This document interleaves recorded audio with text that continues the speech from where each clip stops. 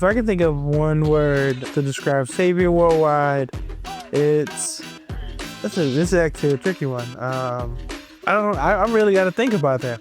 I can't say I always thought that I would have a career in fashion or music, but I always thought that I would be able to do something special.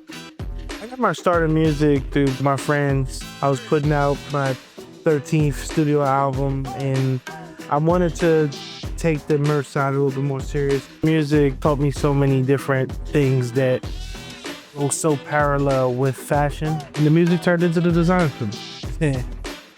Savior Worldwide is the brand that I created in my living room. I would always call myself the Uptown Savior, being from a neighborhood. I just wanted to make something that the whole world knew.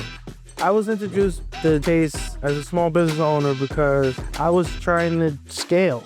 Chase is helping my business grow by being hands-on, working with me through different milestones and different significant moments, and Chase is a great bank.